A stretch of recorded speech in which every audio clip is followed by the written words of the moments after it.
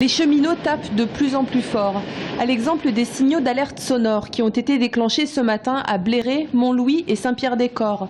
Censés prévenir des dangers, ces fausses alertes ont bien entendu perturbé la circulation. Des actes condamnés par la SNCF qui parlent de pratiques malveillantes. Plainte va être déposée et au moment où beaucoup d'agents sont mobilisés pour refaire partir le trafic, pour informer les voyageurs, ces pratiques ne sont absolument pas professionnelles. Pour ce 8e jour de mobilisation, les cheminots ont manifesté devant le siège du Parti socialiste d'Indre-et-Loire.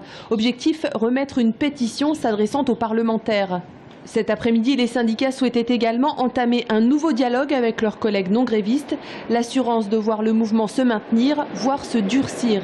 Honnêtement, aujourd'hui, de toute façon, tant qu'il y a le débat parlementaire, et c'est ce qui a été réaffirmé par plusieurs à l'Assemblée générale, on ne peut pas suspendre le mouvement, parce qu'il y a quand même des députés qui défendent des propositions d'amendement qui iraient dans le sens que les organisations syndicales souhaiteraient.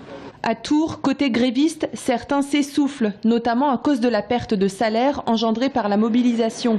Côté usager, la compréhension a fait place à la lassitude. Même quand on a de bonnes raisons de faire grève, il faut quand même assurer un minimum pour les usagers parce que nous on est pris au milieu de tout ça et c'est un peu dommage quand même. J'ai pas pu prendre le train de Paris, du coup mes parents m'ont emmené. Donc j'ai dû me taper 5 heures de voiture dans les bouchons, c'était horrible. Là cet après-midi je peux pas réviser parce que je dois rentrer plus tard chez moi et donc ça me pénalise un peu. Ouais. J'attends encore s'il y a des trains qui vont lancer, mais normalement j'ai plus de train. Donc je suis obligé de rester à Tours et pour voir la fin de grève peut-être.